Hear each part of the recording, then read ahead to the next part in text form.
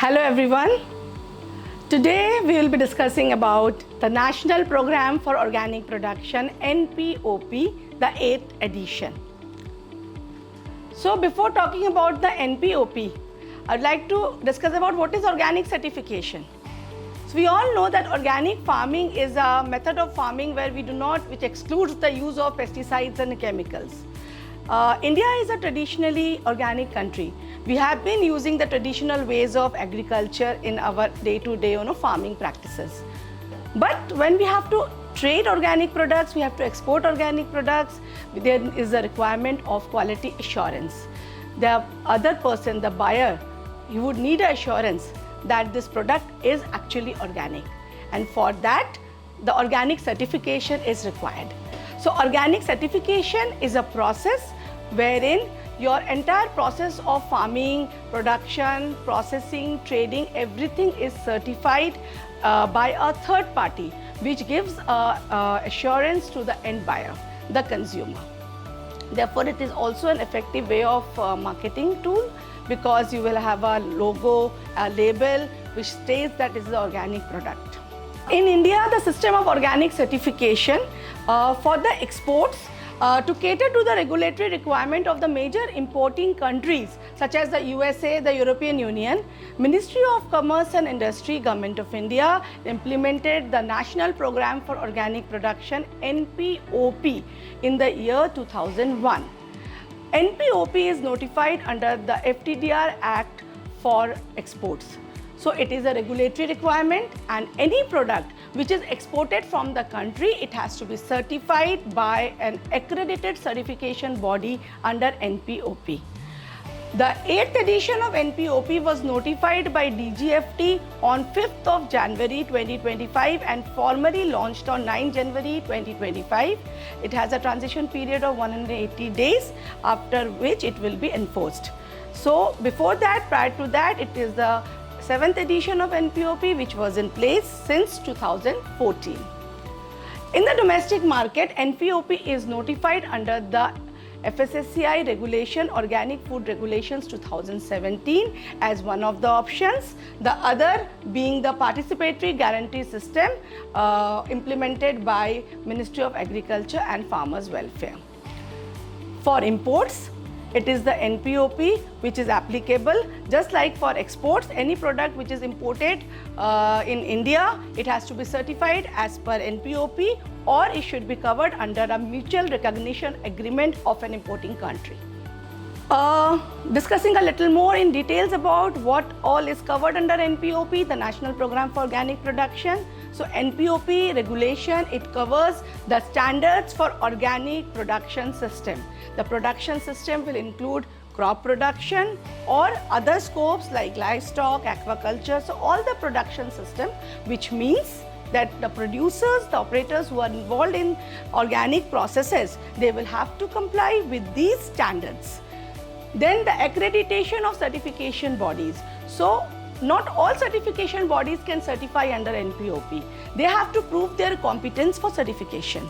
So this competence is the process of accrediting them, which is once they are, they apply for accreditation, then they are assessed, they are evaluated, and once they can establish their competence, they are accredited by the National Accreditation Body, and then only they can certify. Then we have an inspection and certification process. Again, how the certification body will go and inspect the operators is also prescribed under NPOP. Who is an operator? An operator who is doing production is a producer, or a processing activity, so it's a processor, or a trading activity is a trader. A processor and trader, both of them can do exports. Now, once a certification body is accredited, then they conduct the inspections for certifying an operator. So the inspection and certification procedures are also prescribed under NPOP. Since NPOP is a process certification, so each and every processes are certified. So therefore, the operators are those who are conducting the different activities. That is, if somebody is doing production, then he is a producer. Then processing, it is the operator is the processor, and if somebody is doing trading, then the operator is the trader. So it's not about a company. So if I have one company, but I have a farm, I'm doing production, I'm doing processing, I'm trading, then I'll be certified for 3 different activities. So I'll be a producer, I will have a producer scope, I'm a processor, I will have a processing scope, I'm a trader, I'll have a trading scope. So the inspection and certification will be carried out for each scope. So the certification body, as per the laid down procedures, inspects the facility. If it's a production activity, then we will inspect the farms, conduct the inspection of the farms, and as per the laid down procedure, then they will do inspections, farm visit, on-site visits. Then after that, if everything, the operator has followed the standards, then everything is in compliance, then they go ahead with the certification of that operator. But if there are some non-compliances are observed, then they will communicate that non-compliance to the operator, they will take the required corrective actions, and after everything is settled down, their corrective measures have been taken, then only they will proceed for issuance of the scope certificate. So what is a scope certificate? Scope certificate is a certificate which is given annually, which determines that a particular operation is certified for organic. So somebody is doing production, so it will be a production scope.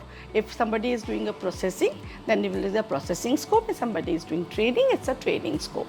So this is how the inspection and certification process takes place under NPOP. Now, there is another component, very important and vital component under NPOP. It is the grower group certification. Now, what is a grower group certification? Just to tell you that in a third-party certification system, NPOP is a third-party certification system, and in a third-party certification system, each and every operator is first inspected and then certified. Now, but in order to bring in the small and marginal farmers within the ambit of organic certification, this grower group certification was introduced by Government of India in 2005. And the reason is that certifications are also associated with some cost, because the certification body comes to your facility or your farm, and they inspect, and then they do the inspections, and then they give certificate. So if there is a group of farmers, they can come together and then they can get certified. So it's a joint certification. Therefore, the cost, it does not come on each and every farmer, but the entire group. And that is the reason that this grower group certification was introduced, which is also a very important component of NPOP. And finally, the national organic logo, it is our India organic logo. That is our symbol, the organic certification mark for the organic products that are certified under NPOP and exported also globally. Now, NPOP, since it has been launched in 2001, we have got recognition across the globe. We are exporting to more than 50 countries, and we have some very important and prominent recognition agreements. First of all, NPOP has an equivalency with European Union regulations for unprocessed plant products, and the same recognition with Switzerland also, and this is also accepted by Great Britain. So, because of this recognition, any unprocessed product which is certified under NPOP, it need not be recertified under European Union regulation or a GB regulation, and it can be directly exported. Recently, last year, the mutual recognition agreement with Taiwan was implemented, and with this mutual recognition agreement, again, it can be exported under the NPOP regulations, and from Taiwan also under their regulation we can import organic products. So this also strengthens the organic trade relations between the two countries. Then negotiations with Australia is in an advanced stage. So we are expecting that if once this MRA is implemented with Australia, then it will also ease out exports to Australia. Now let's discuss a little bit about what the organic certification process. So as I said, it is a third-party certification system. The NPOP is a third-party certification system. Now how the organic certification process goes about? First of all, there has to be a standards. So we have the standards, that is the National Program for Organic Production, which has the national standards for organic production. We discussed in the previous slide. Then based on that standards, the operators needs to comply with those standards. So compliance by the operators. Let's just refresh that. Who is an operator? An operator is a producer, processor, or a trader. So if he is a producer, they have to follow the crop production standards. If he is a processor, then they have to follow the processing standards. Just like that, the trader, they have to follow the processes of trading and exports. Now these compliances are verified by the certification body. How do they verify it? They go for annual inspections, and annually they visit that site, on-site audit, and when they are satisfied that the operator is following the standards which has been prescribed, then they give them the certificate, the organic certificate. In case of crop production, there is a conversion period.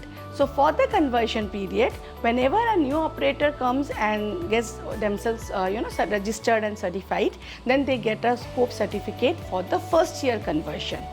And then in crop production, for the annual crops, those who are harvested annually, there is a conversion period of 2 years. But for the perennial crops like the fruit trees, it's for 3 years. So this conversion period, every year when the certification body goes for inspection, then if they first year, they will of course get a first year conversion scope. Then before the scope expiry, the certification body, 3 months before the scope expiry, they will again go and visit the producer or the grower group, and they will check their compliance, and if they are meeting all the NPOP requirements, then they will be giving them upgrading them to the second year. So the scope certificate that they will get in the next year will be the second year conversion. And then again at the end of the second year, again the certification body will go for an on-site inspection, and if the operator has followed all the requirements, the producer has followed all the requirements, then they will give them the organic scope certificate in the next year. This is for the annuals. For the perennials, it will be the third year conversion, and on the fourth year they will get the organic scope certificate. But if the certification body sees that the farmer or somebody has used chemicals, then they can downgrade them, they can expel them, they may or may not certify them. So this is the process that is checked by the certification body. Similarly, the processing unit. Now, if a processing unit is processing organic product and also exporting, then they can directly export from their processing scope. But if they are not processing anything in their unit, then they need to take a trading scope. The main difference is that the trader does not physically handle the product. That is, open the product, repacks, or making it in another product. He simply buys a packed product and exports it, sells it, trades it in the domestic market for exports or for exports. So it is a trading operation. But if he is physically handling the product, then it is a processing activity. It may be repacking, it may be making a new product, a multi-ingredient product, or cleaning, sorting, grading, and then packing. All these activities are checked by the certification body during their on-site audits of the processing unit. So in the processing unit, of course, they have to maintain all the separations, organic processing. It's not necessary that the processing unit will be exclusive for organic. It can be can do both the operations, but they have to maintain a separation. Separation is very much important, so that there is no co-mingling between the organic products and the conventional products. Now, after being satisfied of these activities that the operators are following the standards, the certification body issues the scope certificate annually. And whenever there is a transaction that takes place, like the grower group has or the producer has a stock, a harvest, he wants to sell it, or a processor has made a product and he is further selling it, then a transaction certificate is issued. So that transaction certificate which is issued, it may not be for the entire quantity, it is transaction based. This is a very important certificate because this maintains the traceability of the organic product flow. It is very important for maintaining the integrity of the organic processes, because Suppose a producer has 100 metric tons of an harvest and he will sell it to 10 people. So there will be 10 transaction certificates so that we can trace back that where has these 100 metric tons gone. So it can go to one processor, one trader who can directly export, and one processor may use some as an ingredient for the. If some complaint comes from the last point also, then the final export TC can be traced back to the producer level, and that is why this is very important certificate. Now all these operations which I just described, it is also checked by the evaluation committee of the accreditation body. So this is also very important. The certification body is not that they are giving a certificate and that is the final one. Their operations are also checked by the evaluation committee whether they are following all the processes properly or not. So they are also, an annual audits are conducted, and just I explained about certification body and the evaluation committee, then they do annual audits. But apart from that, there are unannounced audits also, which is very important, because sometimes when there is a risk-based audits, sometimes some products are, we feel that they are risky products. There may be chances of contamination. There are many complaints that are coming. Based on this risk assessment, the certification body also conducts unannounced inspections of their operators, and the evaluation committee also conducts unannounced inspections of the operators of the certification body. So directly going to the operators field and seeing their operations. If they are not complying, then what the certification body has checked. So this is also complied. So this is the general organic certification process. The scope of certification, which I was initially I was telling you that it's a process certification. So for different scopes, the certificates are given. So it's crop production. Crop production, of course, include collection from the areas, notified wild areas. Then we have processing and trading, handling operations. Handling is mainly repacking or any other physical activity that takes place in the processing unit. Then the trading. Then we have livestock, apiculture, aquaculture, animal feed processing, mushroom and seaweed and aquatic plants. Now let's talk about the major stakeholders. So Department of Commerce is the apex body for implementation of the NPOP, and APEDA, Agriculture and Processed Food Products Export Development Authority under Department of Commerce is the secretariat for NPOP. Then we have the accredited certification bodies. As on date, there are 37 active accredited certification bodies, of which 14 are in the public sector. Besides that, we have Ministry of Agriculture and Farmers Welfare, and under them there is an NCONF, that is a National Center for Organic and Natural Farming, and then MOVCD NER is a project for the promoting organic farming in the northeastern regions. So together, Ministry of Agriculture is promoting organic farming in the country. FSSAI is a domestic regulator. As I told you, that the NPOP is notified in the domestic market under the FSSAI regulations. Then we have state governments who are promoting organic farming under the various schemes. We have NCOL. NCOL is National Cooperative Organic Limited. This is the body which is promoting organic farming and marketing organic products in the domestic market. So this body will provide the market linkages to the farmers and the farmer groups, because they are interested in procuring from them and selling the products. So they also play a very important role in promoting organic. Then we have progressive farmers. The farmers, of course, are the backbone of the organic certification system, because they are producing that organic product which is later traded and then exported, and what is coming to the table of the consumers. So they are the most important and valuable stakeholder. Then we have the organic industry and the associations. The industry includes the exporters, the companies. They are also playing a role in organizing the farmers in grower groups. The NGOs are there. They also organize the grower groups and help them in maintaining them, that we will discuss subsequently. Then we have the retail outlet and the consumers. These consumers are both in the domestic as well as in the global market. Global market, we have the importers.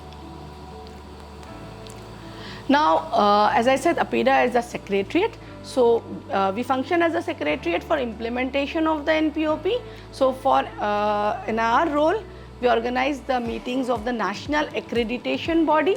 NAB, the National Accreditation Body, is the apex body which takes the accreditation decision for the certification bodies, accrediting them, or if there are complaints against them, then putting sanctions on them, or renewal of their accreditations. All these decisions are taken by the NAB.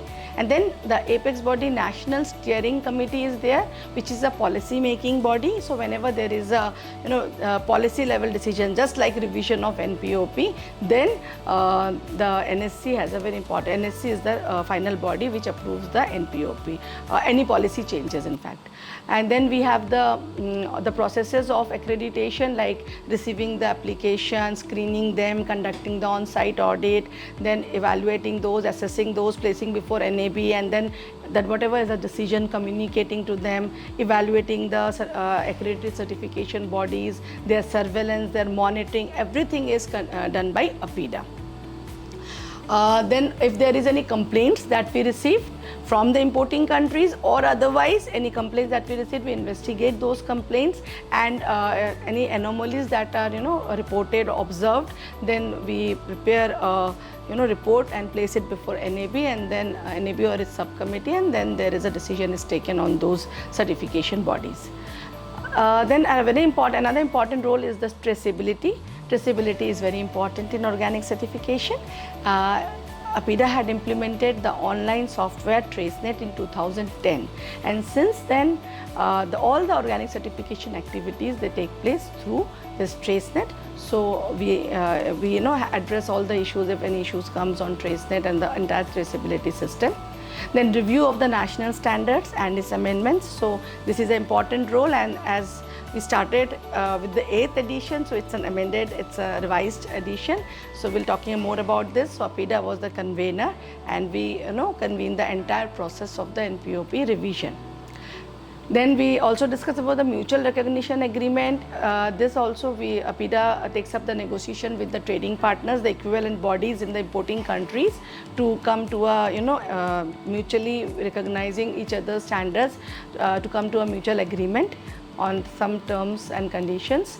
And then we conduct a lot of capacity building and sensitization program of the stakeholders, so as to make them understand about the requirements under NPOP, because it is a regulation.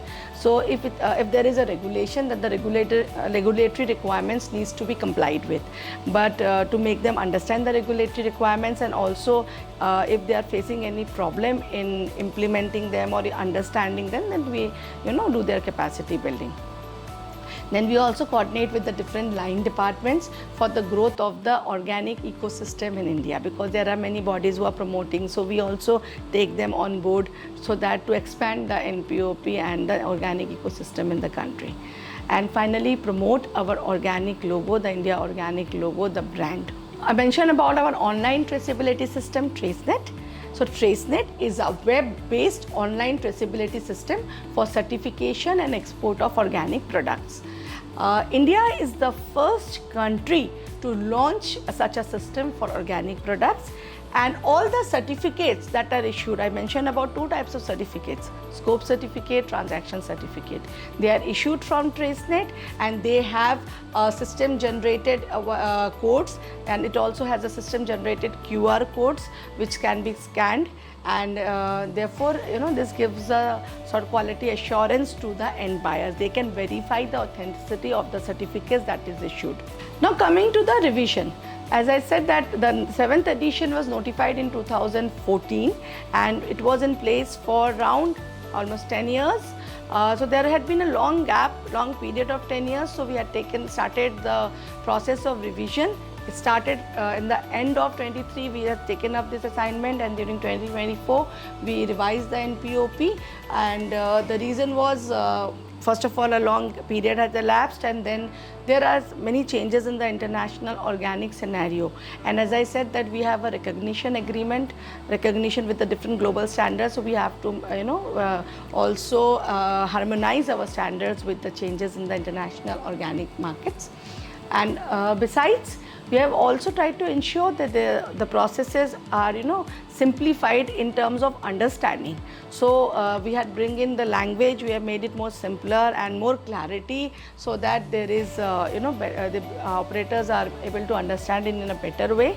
And besides, for the first time we are also coming up with a NPOP procedure manual, and this will also have to, one is the policy document, understanding the policy, and then there is a detailed procedure. And as I mentioned in the beginning, that it was formally launched on 9th January and notified on 5th of January, and it has a transition period of 6 months. The NPOP revision was carried out under 5 thematic areas. So what were these thematic areas? They were simplification and clarity, transparency, objectivity, strengthened oversight, and enhanced sanctions. So, and all these will be maintained through an upgraded IT interface. So the IT software Tracenet, it is also being upgraded so that it will align with the revised NPOP. In simplification and clarity, first of all, we'll try to make it more work we have done in the certification of the grower groups. That chapter we have tried to make it more simpler in better understanding of the requirements of a grower group certification, because it requires certain layers we'll discuss. So this is, we have tried to clarify the requirements. Then we have made procedures for shifting of the farmers from one grower group to another. This also has been simplified, the shifting process. Then in objectivity, we have come up with model templates, so that there is a uniformity in the certification processes of the certification bodies. Transparency is something which is very important to have a robust system, and we have made the disclosure of the information by the CBs. Actually, there is a requirement for disclosure of certified operators by the CBs, but so far you can see that the grower group, because as I said that grower group is one entity, so they used to disclose the information about the grower group only. But now we have made it important that apart from the grower group, the farmers, because they comprise of the grower group, the details of the farmers will also come on the public domain. So that is a very important change that we brought in, because once all the information of the farmers, their details will be available on the certification body's website, as well as the ICS of the grower group's office. So this will bring in transparency in the processes. Besides, we have made the inspections processes also transparent through mobile application, then the geotagging and other processes. In the transparency and strengthened oversight, there is a requirement for the ICS of the grower group to have an office at the location or the proximity of the grower group. Then there is also a provision for sharing of information of the operators with various government agencies. Actually, once the informations are there in the public domain, it will be accessible to all as well. And then in case the information is not properly displayed, we also have made provisions for penalties. In the strengthening of the oversight mechanism, we are using the IT tools. We are in the updated Tracenet system.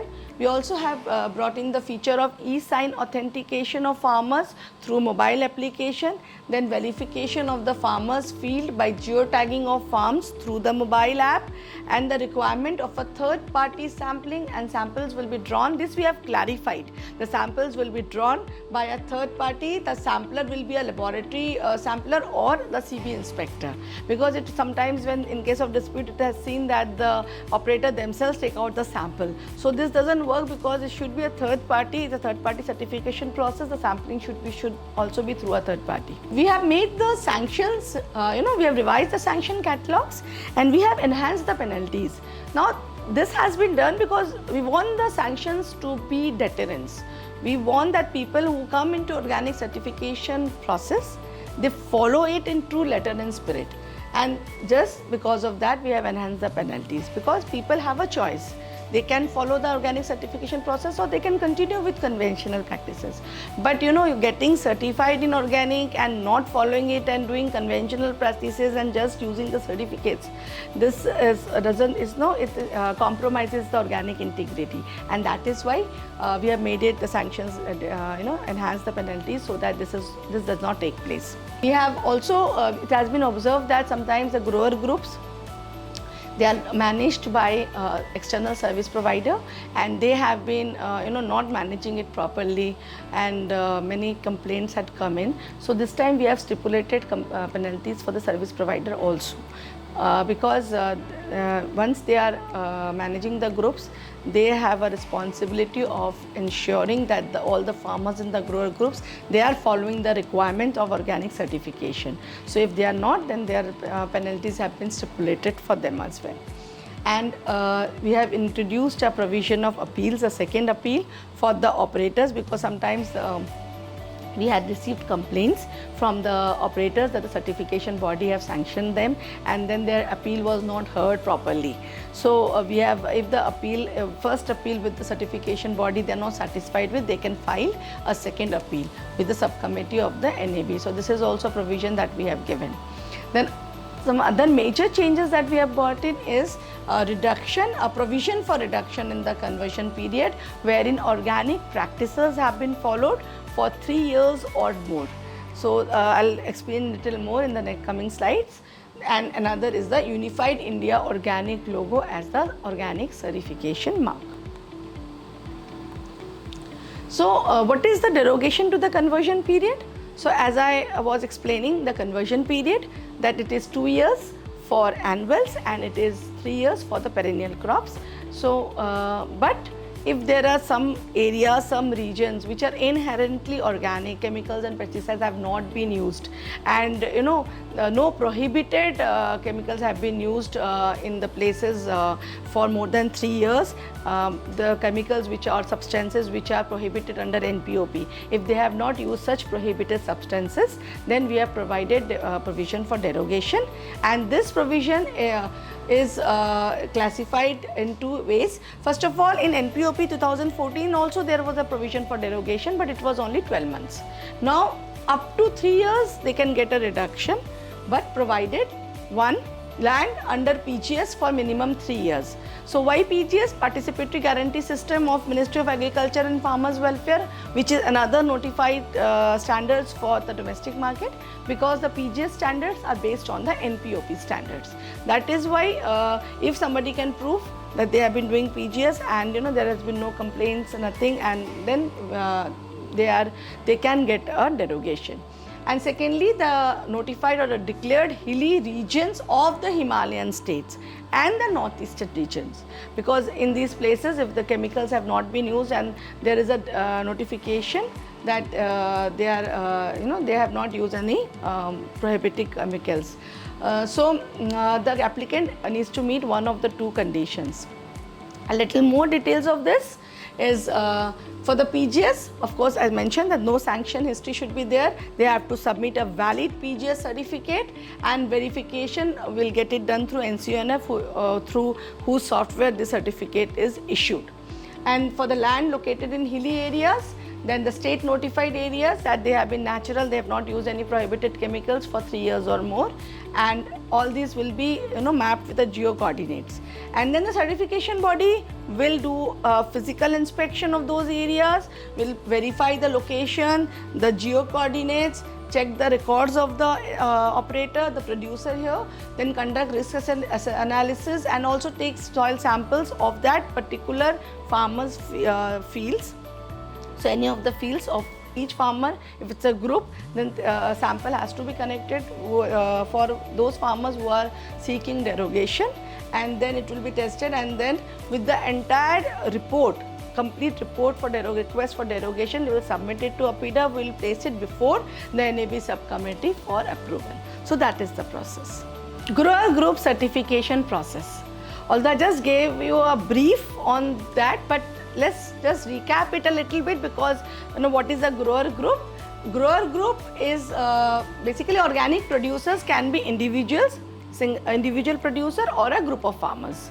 Now individual producer will be inspected individually by the certification body and they will get a scope certificate for their production activity. But sometimes there may be cost is more, so small and marginal farmers may not be able to take the certificate. So in 2005 Government of India launched the group certification, where group of farmers can come together and they can organize themselves as a group, and jointly they can carry out the certification, follow the requirements and get the certificate jointly. So grower group are the organized group of farmers, producers who intend to produce organic products in accordance with the national standards for organic production. And what is the features of the grower groups? This is applicable for the producer groups, cooperatives, and even those who have, exporters come together, engage the grower groups together for a contract production. Then it has to have a definite legal entity. We'll describe in the next slide that the grower group should have a legal entity, and around 25 to 500 farmers is the range which comprises of the grower groups, and they should be in a geographical proximity of 50-kilometer radius. The radius is taken from the the address of the grower group, that is where the office is located, the address that comes in their scope certificate. This is an important change that has been brought out in the NPOP 8th edition, where we have put in that a 50-kilometer radius, because the group should be cohesive, together. So that is why we need that the group members should be located very close to each other. Then a grower group is operated through a internal control system, ICS. So what is an internal control system? It is an internal management unit of the grower group, because in grower group what happens is that the certification body does not come and individually inspect each and every farmer, because it's a group certification, otherwise that it won't be cost effective. So they have an internal control system which goes and inspects each and every farmer. So they have to do 100% inspections. The group, the internal control system therefore needs to have an ICS manager, and they have to have an internal inspectors. These two are most important, and then of course they have purchase managers, field officers who do capacity building of the farmers. So they manage the entire group. They have to conduct internal inspections twice in a year during the growing season of 100% farmers.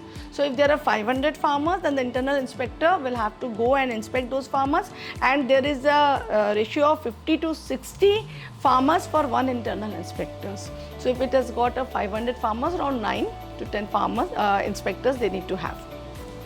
They go and inspect whether each and every farmer is following the requirements of the groups, the organic regulation, that is NPOP standards. So crop production standards, are they following it, whatever, not using any prohibited substances, maintaining the separation, that is the buffer zone, all these things. And then if there is any non-compliances, then they report, and then the farmer have to rectify those non-compliances, and then so it is more or less the certification process which is first carried out by the internal control system. And then after the internal control system inspections and everything is over, and then they forward this information of the 2 inspections and everything to the certification body.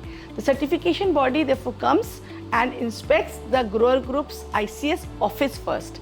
So the office has to be located in the location, the proximity of the address. So the address, suppose there is some grower group name and this location is given village, so they should have an office in that location. So this has been mandated in NPOP 8th edition, because sometimes it was seen that the internal control system, it is sometimes managed by a service provider. If the grower group members among themselves, they are not able to manage that internal control system, they can manage it themselves. They can select a few members and they can form the internal control system and manage it internally. If they are not able to do it, then they can do it through a service provider. Earlier a term mandator was used, but this has now been omitted in the 8th edition. So they are managed through a service provider. But earlier it was seen that the address was given of that of the service provider. So this does not serve the purpose, because we want the groups to be empowered. So we want that the address should be of the grower group itself. Then so the service provider is an external body which if the engaged by a grower group for a specified period of time. So they have a contract with them to managing their group. And that is why, as I said, that we have imposed penalties, because if they have a contract with the grower group, then they are bound to run that group as per the requirements of NPOP. So now this is one thing, and the mandator, as I said, that the service provider was called as a mandator in 2014. Now that term has been dropped. Legal entity of the grower groups, to ensure that the grower groups formed under NPOP have a sanctity, the legal entity requirements for a grower group has been laid down under NPOP 8th edition, and it has been specified, very clearly laid down. Earlier what used to happen is that the service provider used to run the ICS, so it can be a company, and they used to use their own legal entity. So here, to empower the grower groups, they need to have a legal entity which can be a society registered under the Societies Act 1860 or the relevant state societies act. It can be a farmer producer organization FPO or a farmer producer company FPC incorporated under the Companies Act, and it can be a cooperative society. Then sampling and residue testing of grower group members. Now in NPOP 14 also, in NPOP, because sampling and testing is not a mandatory requirement as such in organic, because organic is a process certification, it is not a product certification. But it was mandated that the certification body have to test 5% of their certified operators. So certified operators in different stages, maybe sometimes a standing crop or sometimes some crop which is in the processing stage, or some packed products for shipment, just to analyze the risk if there is any compromise of organic has taken place, some commingling has taken place, or if the product is not organic as being claimed by the operator. So for that, sampling and residue testing was carried out.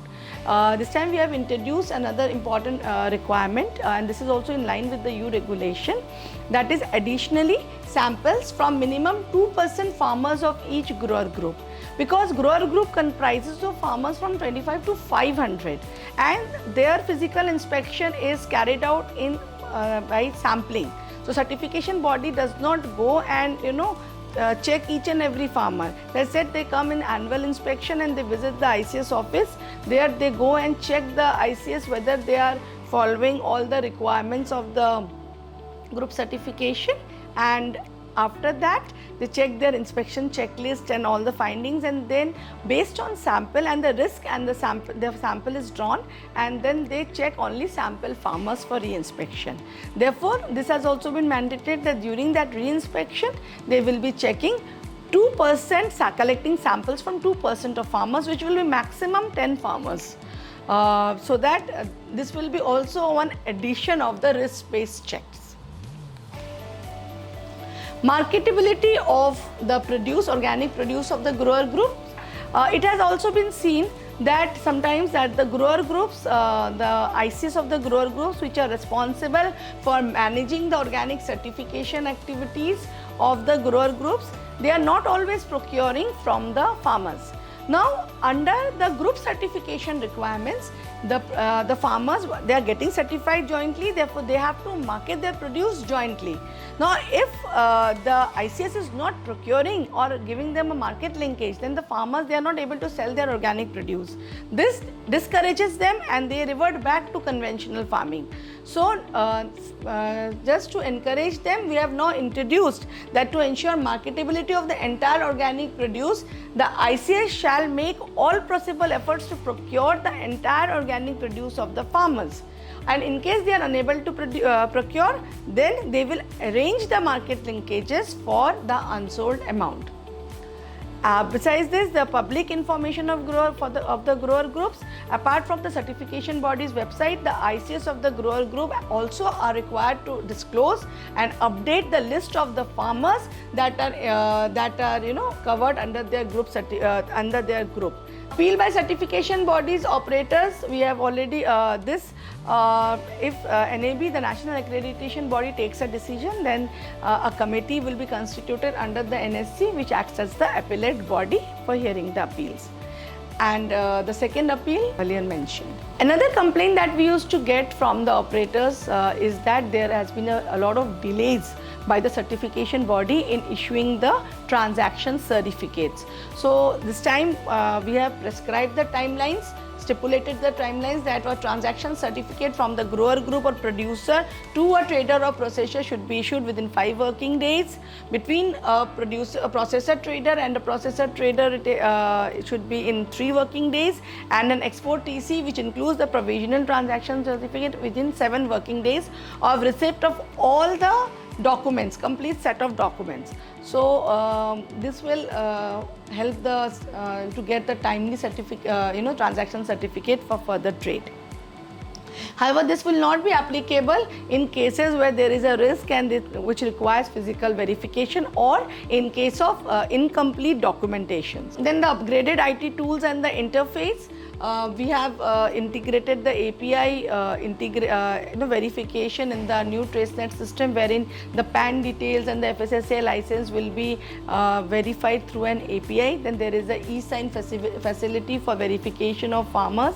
Then digital signatures has been introduced for issuance of all certificates. This will be help in make the issuance of certificates more easy, because you're not dependent on the physical certificates, physical signing copies.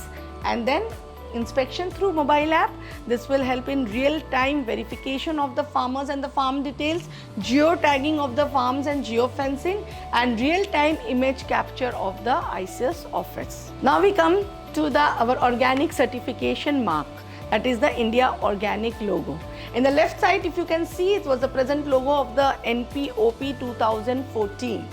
So that was a logo for exports, and for the domestic market there was a requirement to also affix the Jaivik Bharat logo. So two logos for the domestic market.